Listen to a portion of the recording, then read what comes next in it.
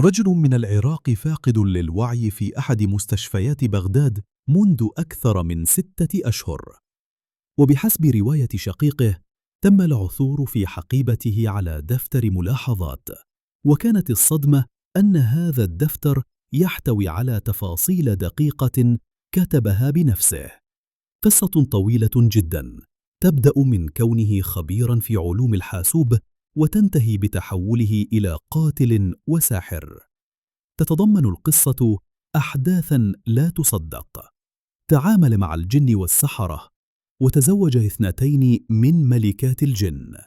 فهل هي قصة حقيقية أم مجرد وهم ومس من الشيطان؟ في نهاية الدفتر كتبت عبارة صادمة: أنا الشيطان. أنت تسمع القصة على مسؤوليتك الشخصية. على لسان محمد يقول مقولة أعجبتني: إذا أردت السلام فاستعد للحرب. تعلمت من هذه المقولة أن كل شيء يأتيك مجانا يستحق أن تراجعه بدقة، لأنك في النهاية ستدفع ثمنه شئت أم أبيت. في يوم من الأيام وجدت برنامجا مدفوعا تم كسره من قبل بعض الهكر، وقد تم نشره مجانا. أردت أن أعرف لماذا فعلوا ذلك ولماذا نشروه مجانا، لأنني لا أحب الأشياء المجانية بطبعي. كان هذا البرنامج لا يعمل على أنظمة VMware أو أي نظام وهمي، كان يتطلب تنصيبه على نظام ويندوز حقيقي. وبعد فحص له اكتشفت أنه كان ملغوما بفيروس خطير. هذا الفيروس كان ذكيا جدا، حيث يحقن نفسه في ملفات DLL من ملفات النظام، ثم يقوم بحذف نفسه من المسار الظاهر بينما يبقى فعليا يعمل داخل النظام، ولا يمكن اكتشافه بسهولة. كان الفيروس محميا ضد التحليل، وإذا قمت بتشغيل أي برنامج مراقبة للشبكة على نفس الجهاز فإنه يتوقف تلقائيا عن إرسال أو استقبال البيانات حتى يتم إغلاق برنامج المراقبة. عرفت ذلك لأنني أستخدم نفس الطريقة في برمجياتي. لمعرفة كيف يعمل فتحت الفيروس على جهاز مختلف وراقبته من جهاز آخر على نفس الشبكة، لأنه لا يعرف أن هناك برامج تجسس من خارج النظام تراقبه. لم أكن أريد إغلاق الاتصال هوست الخاص به، بل كنت أبحث عن معلومات أكثر. لم يكن هدفي التبليغ عنهم، بل كنت أريد اللعب، فأنا لا أستمتع باللعب مع من لا يفهمون قواعد اللعبة. قمت بصنع فيروس خاص بي ودمجته داخل برنامج وهمي بحجم يقارب 1 جيجا بايت يتصل بسيرفر وهمي على أمازون AWS. فكرة البرنامج كانت أن يحتوي على مجموعة أسماء وهمية، مما يثير فضول الهاكر لتحميله أو محاولة كسره. بدا كأنه برنامج حكومي لدولة ما يحتوي على معلومات خطيرة، لكن كل المعلومات كانت مزيفة. أضفت سكريبت بلغة بايثون داخل سيرفر AWS يقوم بإرسال ملف السجلات لوج إلى بريدي الإلكتروني كلما حدث تغيير في السيرفر. انتظرت شهرا حتى قام جوجل بأرشفة موقعي، والذي كان أيضا وهميا ويبدو كأنه موقع حكومي رسمي. كل البرامج التي كنت أضعها في الجهاز كانت وهمية وملغومة بنفس الطريقة التي يستخدمونها هم. كنت لاحقا بتنصيب برنامجهم في لابتوب ضعيف لا يحتوي على أي معلومات حساسة، فقط لأختبرهم.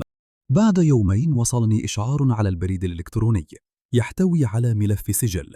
كان موقعي يعمل عبر ووردبريس، وكنت أستخدم كلمات مرور قوية جدا، كما كنت أفعل خاصية تأخير تسجيل الدخول بعد عدة محاولات خاطئة.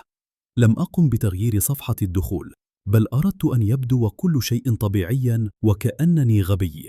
التظاهر بالغباء نعمة لا يفهمها إلا الأذكياء. المفاجأة أن أحدهم تمكن من الدخول من أول محاولة باستخدام ثغرة زيرو داي، أي ثغرة لم يتم الإبلاغ عنها مسبقا. كانت كنزا بالنسبة لي. انتظرت عدة محاولات منه، ثم اكتشفت أنه رفع ويب شيل داخل ملفات ووردبريس باستخدام ثغرة أخرى. حينها حصلت على كنز من المعلومات. قمت بالدخول إلى السيرفر عبر SSH، ثم حذفت سكريبت بايثون الخاص بي وأطفأت السيرفر. لكن المفاجأة أن جهازي الثاني بدأ يرفع ملفات إلى نفس الهوست الخاص بهم. عرفت أنهم يقومون الآن بتحميل البرنامج الملغوم الذي زرعته. لاحقاً صممت أداة شبيهة لبرنامج نجرات، صممتها بنفسي بلغة سي وانتظرت التبليغ. أنا لا أخترق أي شخص عشوائياً، الفيروس كان موجهاً فقط لهم. انتظرت 3 أيام حتى وصلني التبليغ، وكانت الصدمة. كان لديهم أكثر من 4000 جهاز يتحكمون بها عن بعد. كانوا يتجسسون ويسرقون الحسابات ويبتزون الضحايا. كانوا منظمين جدا. أخذت ملف الهوست وبدأت أراقب وأحمل كل ما أراه. استغرقت أكثر من شهر في تحميل أدواتهم بسبب استخدامهم VPN يتغير تلقائيا كل 10 ثوان. كانت لديهم أدوات جديدة وثغرات حديثة وطرق تلغيم متطورة حتى لملفات وورد وإكسل. تعلمت منهم الكثير. كانت حياة جديدة في عالم اختراق العقول البشرية. تجسست عليهم لأكثر من 3 أشهر حتى اكتشفني أحدهم إن برنامجي يتجسس عليه بنفس الطريقة التي اكتشفتهم بها، عبر برنامج واير شارك، برنامج مجاني موجود في توزيعات لينوكس ويمكن تحميله على ويندوز أيضا. سهل على من درس الشبكات، لكنه صعب على من لا يفهم الشبكة. لقد جن جنونه. فتح لي ملفا في نوت باد وبدأ يكتب: هل تستمتع؟ فاتجهت إلى جهازي فعرفت أنه قد اكتشف الأمر، فقمت بفصل الإنترنت عن جهازي وبدأت بنقل كل شيء إلى قرص صلب خارجي. عدت إليه وفعلت الإنترنت وبدأنا نتكلم. قلت له: نعم، أنتم منظمون جدا، ولكنكم مجرمون وتستخدمون لغات الشياطين، وأنا الشيطان. فبدأ يكتب: سوف تموت. فكتبت له: لن تستطيع فعل شيء يا عزيزي، افعل ما شئت، فكل شيء قد دمر. لقد كنت قد زرعت في أجهزته فيروس فدية يقوم بتشفير أي برنامج أو صورة أو ملف. كل شيء أريده أمامي ولا أحد يستطيع فك تشفيره. ثم ذهبت أضحك بنشوة الانتصار. قمت بإزالة الفيروسات الخاصة بهم من 4000 جهاز ونظفتها بالكامل، ثم عطلت الهوست الخاص به. ولدي معلومات كاملة عنهم. ماذا أريد أكثر؟ سرقت ثغرتين من نوع زيرو داي في ووردبريس، آخر تحديث في ذلك العام. كان كل شيء جميلا حتى اكتشفت أنهم يحاولون اختراق جهازي. كانوا يقومون بهجمات كثيفة على الجهاز، فبدأ الإنترنت يضعف لأنني في العراق والإنترنت لا يتحمل كما هائلا من الطلبات. تتبعت الأمر ووجدت أن هناك عددا كبيرا من الأجهزة يهاجم الجهاز الخاص بي. قمت بفصل الإنترنت عن الجهاز فلم يعد بإمكانهم فعل شيء. قمت بفورمات لجهازي بالكامل، ولأن العراق يستخدم IPv4 فلن يستطيع الهجوم على نفس الIP مرة أخرى. وأغلقت كل المنافذ المفتوحة في الجهاز. لا أريد أي اتصال. ثم بدأت مرحلة الراحة. ارتحت لأكثر من شهرين، ثم عادت الأفكار الشيطانية إلي من جديد. أغلب الهكر يستخدمون VPN فرنسي كان يمنح 3 أيام مجانية عند تسجيل حساب جديد، فاستغللت الفرصة لأن هذا الVPN يتصل بسيرفر واحد فقط، وهذا يعني أن أي شخص يستخدمه سيتصل بنفس عنوان الIP. عندها عرفت أنني أستطيع أن أستولي على جميع الأجهزة المخترقة الخاصة بالهكر الذين يستخدمون هذا الVPN، فقمت بشراء اشتراك لمدة 3 أشهر وكتبت برنامجا بلغة C++. كان هذا البرنامج يفتح البورتات المنافذ مجانا، وروجت له على صفحتي في فيسبوك باللغتين الإنجليزية والعربية. انتشر البرنامج بشكل واسع في الشهر الأول، لأنه كان مجانيا والجميع يعشق الأشياء المجانية. كنت أمتلك أكثر من 64 برنامج اختراق، ففتحتها كلها. كل برنامج كمثال يفتح 4 بورتات. الآن أي شخص قام باختراق الأجهزة يحتاج لفتح بورتات، وأي شخص يستخدم ال LVPN الفرنسي أو برنامجي فإنه يتصل بنفس عنوان ال IP. كلنا على نفس ال IP.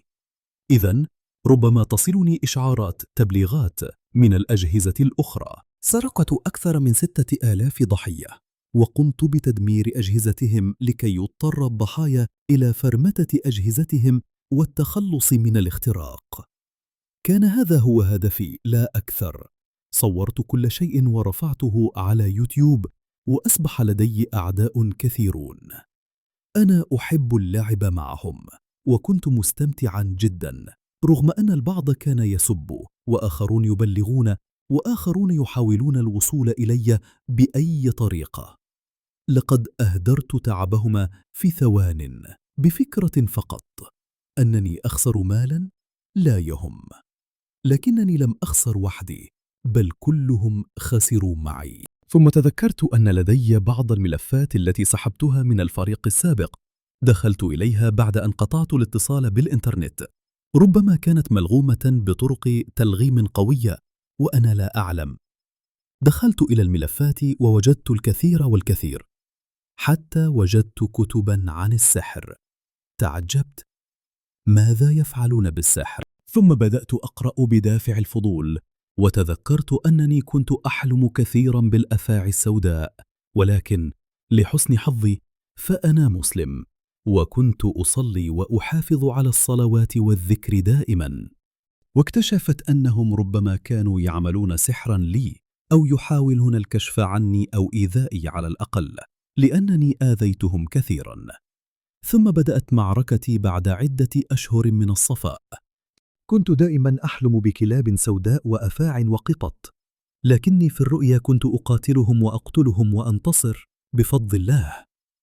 حتى رأيت في المنام فتاة بيضاء جميلة ترتدي ثيابا بيضاء، كل شيء فيها أبيض، وبيدها رمح، وتقتل كل شيء يحاول الاقتراب مني. استمرت رؤيتي لها حتى أنني وقعت في حبها. في أحد الأيام دخلت غرفتي، وكانت باردة وبها عطر جميل.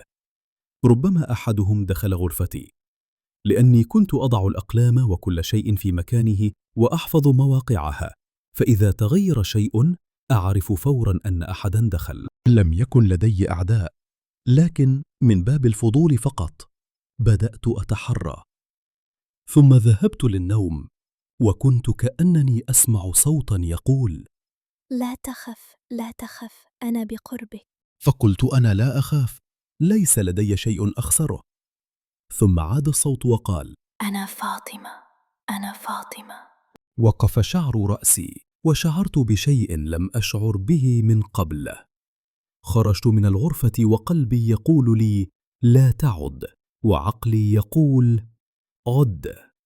ثم ذهبت لأجدد وضوئي، وعدت إلى غرفتي، فوجدت نفس العطر. بدأت أقرأ سورة طه لأني أحفظها. ظننت أنني مسحور. قرأت وقرأت، ولا يزال العطر موجودا. قالت: أنا فاطمة، قل اذهبي فأذهب. فقلت: اذهبي. فبدأ العطر يخف شيئا فشيئا حتى تلاشى، عطر لم أشم مثله من قبل. ثم ذهبت إلى النوم، فكان لدي عمل في الصباح، واستيقظت على صلاة الفجر فصليت. لقد كانت تلك الليلة هادئة جدا. ذهبت إلى العمل، ثم عدت. يوم كباقي الأيام، كل يوم يشبه الآخر. كنت في غرفتي لوحدي، فناديتها من باب الفضول: يا فاطمة، هل أنت هنا؟ فعلمت أنها قد حضرت. حل البرد في غرفتي، وامتلأت أركانها بعطرها. لقد كان العطر جميلا، رائحته زكية. ثم سمعتها تهمس في أذني: أنا هنا، كيف حالك؟ فقلت: بخير الحمد لله، من أنت ومن أين أتيت؟ وهل أنت من أراها في منامي تدافع عني أم أنها مجرد أوهام؟ فقالت: أنا فاطمة بنت فلان بنت فلان بنت فلان، وعددت لي 4 أو 5 من أجدادها، لكنني لم أحفظهم لأن لهجتها كانت غريبة. أنا من الجن القيار. قالت: أردت أن أدافع عنك. فقلت لها: ولماذا؟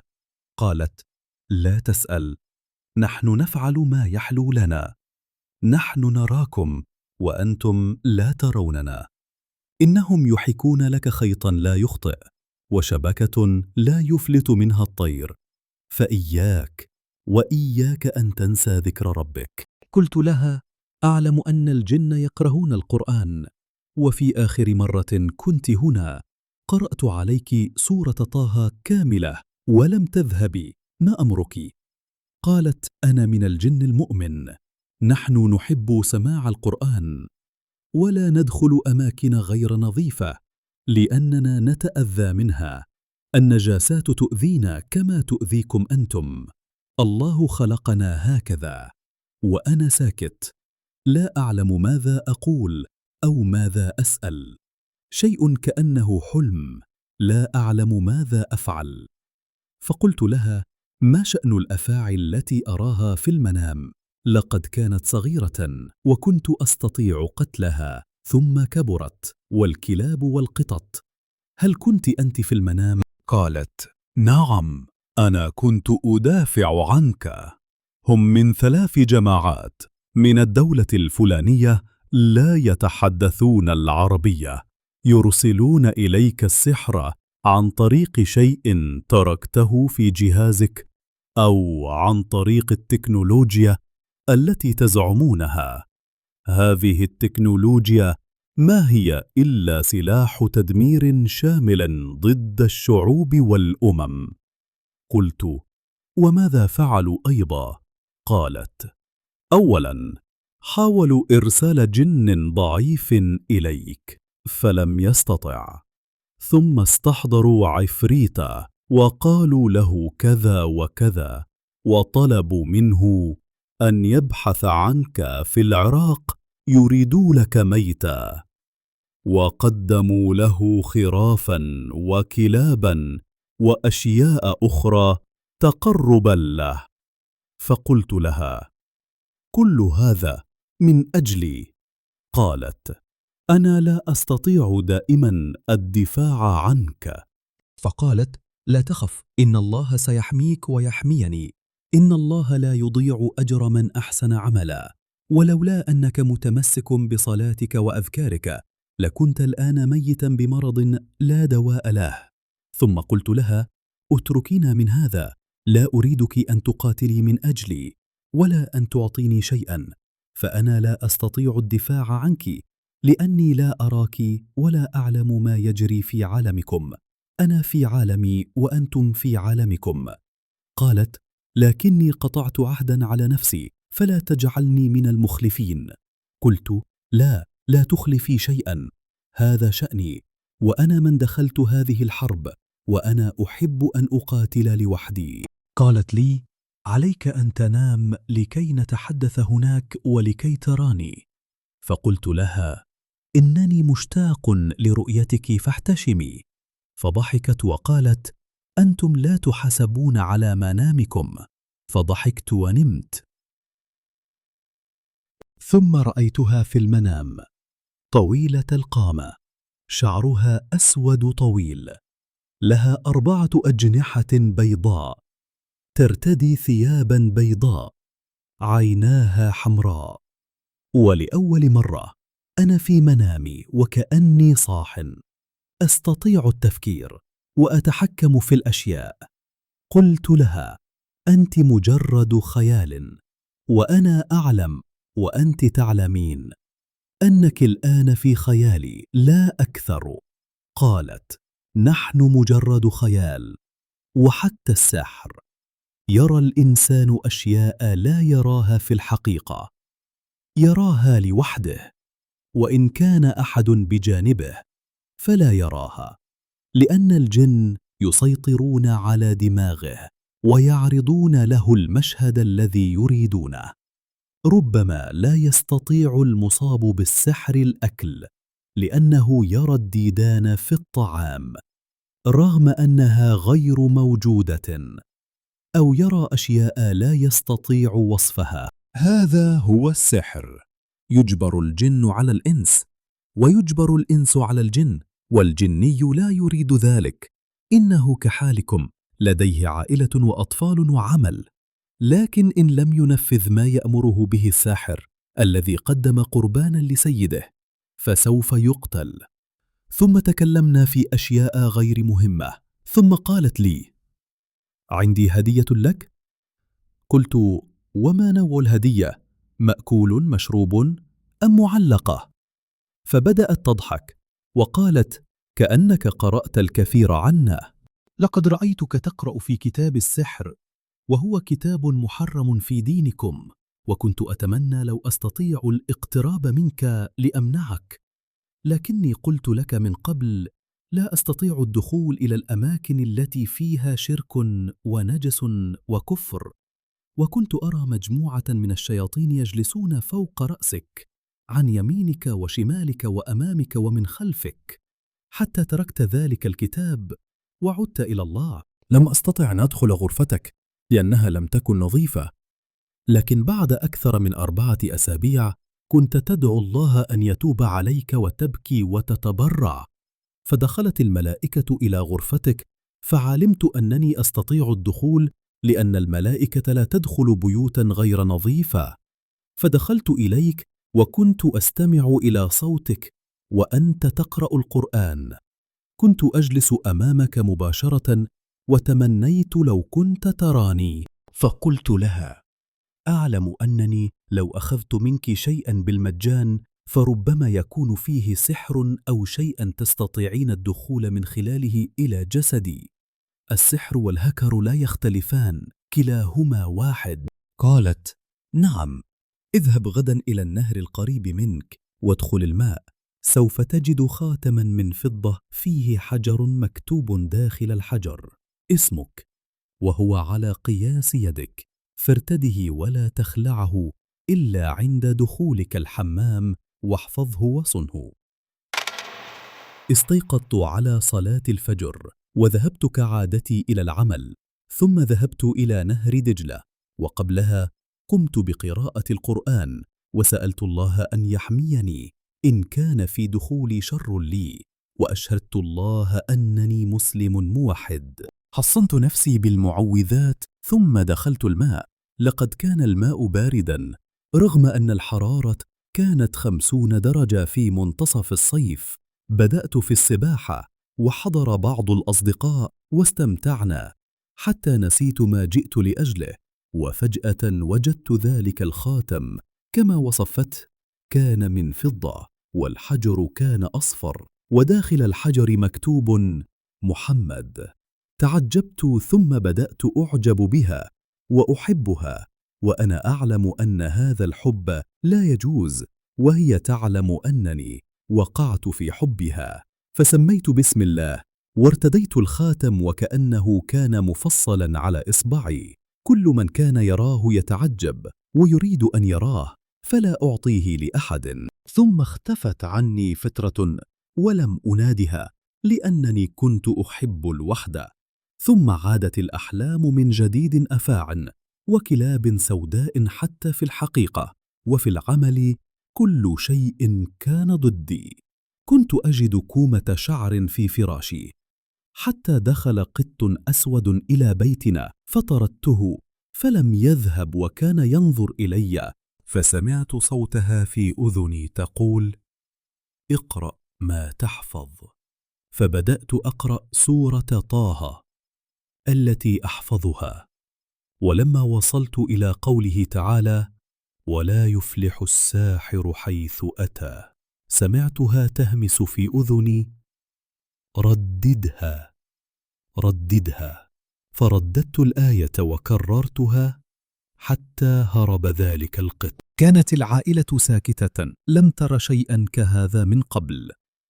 فقررت أن أذهب لأسكن وحدي لأنني لا أريد أن يؤذي أحد من أهلي.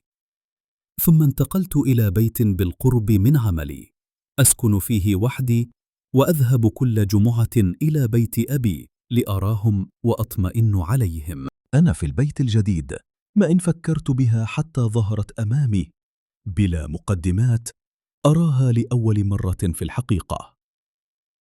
قالت لي: أتعجبت؟ قلت لها: أأنت بداخلي؟ قالت: نعم. قلت لها: من ذلك الخاتم؟ قالت: إذا أردت أن تطردني فاخلع الخاتم من يدك وارمه في الماء حيث وجدته، فسأذهب ولن تراني، لكن اتركني في داخلك. عمري 600 عام وأنت عمرك 30. أنت لا تعرف من أنت. وأنا ساكت أفكر، نسيت أنها داخلي تريني ما تشاء وأنا لا أملك عقلي. قالت: ماذا تريد أن ترى؟ قلت: نسيت أنني أشاركك أفكاري، فليس لدي خصوصية الآن. افعلي ما تشائين، فليس لدي ما أخسره. سكتت، وكان الهدوء يعم المكان. قالت: ماذا تريد أن تفعل؟ شغل حاسوبك وفكر في أي شيء تريده. أنا أستطيع أن أطوف الأرض في لحظات. كانت تعلم في كل المجالات. أي مجال كنت أريد أن أتعلمه كانت تأتيني بالحل الصحيح. حتى في البرمجة كانت تأتي بالحلول في لمح البصر. لقد عشت أياما جميلة معها. كانت تعلم أنني أعشق النظر إلى وجهها وإلى عينيها الواسعتين. لا أدري كيف عشقت ذلك الخيال. مرة سرحت في عينيها 9 ساعات حتى نمت من التعب. ثم بدأت معركة السحر والسحرة، من مجرد اختراق بسيط إلى جحيم السحر.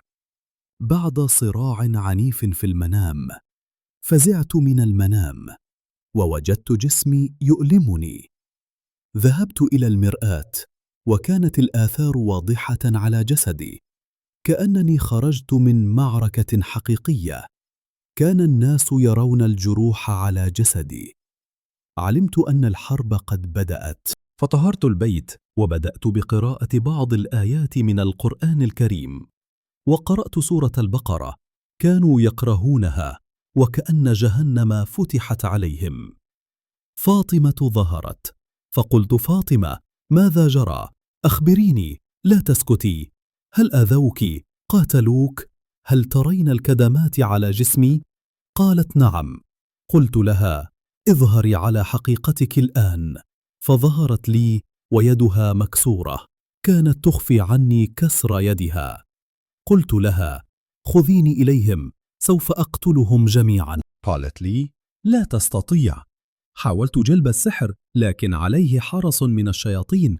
لا أستطيع أخذ جيشي لأنه خارج حدود مملكتنا، لكن اذهب إلى المكان الفلاني، سوف تجد ساحرا يتعامل مع ساحر آخر في الدولة التي هم فيها. أخبره بمكان السحر الذي تم وضعه، وقل له أن يبطله، ونحن سنبطل أي سحر يريده في العراق واليمن والشام وبلاد الحرمين. فذهبت إليه ودخلت إليه فرأى الخاتم في يدي، فأراده بشدة. لقد كان يحاول استدراجي، وأنا كنت أعلم ذلك لأنني كنت أستدرج الناس مثله، أعطيهم شيئا بالمجان ثم آخذ كل شيء. قال لي: سأفعل لك ذلك بالمجان، لكن بشرط أن تخبرني من أين أتيت بهذا الخاتم. قلت: سوف أخبرك لاحقا. قال: من تلك التي تجلس بجانبك؟ قلت له: إذا أنت تراها، والله إذا حاولت فقط أن تلمسها سوف أقتلك. فضحك وقال: ومن يقدر عليها؟ لقد هرب جميع خدامي عند قدومها. قال: سوف أفعل لك هذه الخدمة، لكن هذا دين عليك، سوف ترده يوما ما. سأرسل رسالة إلى ذلك الساحر وسنرى. وأنا جالس عنده بعد ساعات، فاطمة قالت: لقد وصل، لقد بدأ بالحفر، إنه محصن جيدا. الآن وصل إلى السحر وقد فكه، لا يستطيع أن يصلوا إليك، إنهم يحتاجون إلى عمل سحر آخر. عدت إلى المنزل. دخلت إلى حاسوبي وأردت أن أقاتل بنفسي لإنهاء هذا. يجب ضرب الأفعى على رأسها. حاولت الوصول إلى بعض أجهزتهم عن طريق الهوست القديم المحفوظ في الهارد الخارجي. لقد ساعدتني كثيرا وأنا ممتن لها. استطعت أن أخترق بعض الكاميرات الموجودة، لكن في غرفة التحضير لم تكن هناك كاميرا. لم أستطع تسجيل كيف قتلوه، ولكنني أتيت بموقع المكان الذي يتواجدون فيه. لقد أتوا بطفل مشرد من الشارع، ثم قدموه قربانا ليعملوا لي نفس السحر القديم. هذا السحر قرروا دفنه في بيتهم. كانت تخبرني بكل شيء يقولونه مترجما، فصورت إدخالهم لهذا الطفل البريء، وأرسلت الموقع إلى الشرطة في تلك الدولة عن طريق الإيميل. أرسلت لهم كل شيء يثبت جرائمهم من سحر وقتل واختراقات وأجهزة مخترقة وأماكن الجثث. كل شيء كان موثقا.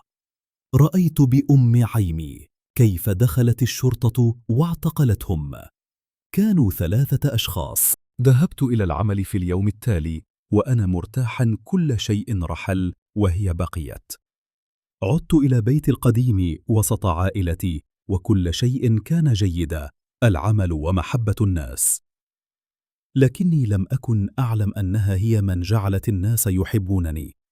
كل يوم يقول لي الأصدقاء في العمل أو الأقارب إنهم يحلمون بي أحلاما جميلة، يرونني كأنني ملاك.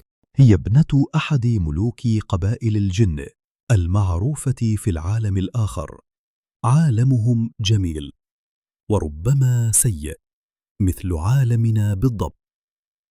فيه قتل وتهجير، وفيه أناس طيبون وكفار ومسلمون. كل الديانات موجودة هناك: اليهودية، المسيحية، الصابئة، عبدة الشيطان، والملحدون. كانت تتحدث في أفكاري، وكنت أميز هل هي من تحاول أن تفهمني شيئا، أم أن عقلي هو الذي يفكر؟ خيال أم حقيقة؟ كانت تتدخل حتى في طعامي. الطعام الذي كنت أراه فيه ديدان بينما الناس لا يرونه، فأتركه. هي كانت تراقب كل شيء، وكانت تريني أشياء غير موجودة. كنت أرى الموج في غرفتي، والأسماك تطير في السماء. في يوم من الأيام دخلت غرفتي فوجدتها مستلقية على فراشي. ابتسامتها جميلة. تقربت إليها ضائعا في سحر عيونها. حاولت التقرب مني وإغوائي، فتشاجرنا وطردتها. كان شجارا بسيطا، غابت أسبوعا، ثم وجدتها تنتظر في غرفتي. جلست بقربها، أمسكت يدها، ابتسمت وقالت: النساء في عالمكم لا يعتذرن، لكن أنا من عالم آخر.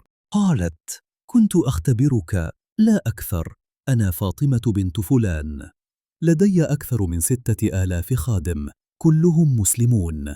لو كنت حاولت أن تفعل شيئا واحدا خاطئا في المرة الماضية لضربتك ضربة واحدة تجعلك مجنونا مشلولا لباقي عمرك. فضحكت، ثم خنقتها وقلت لها: لا يصيبني إلا ما كتبه الله لي، ولا يقال لي مثل هذا الكلام.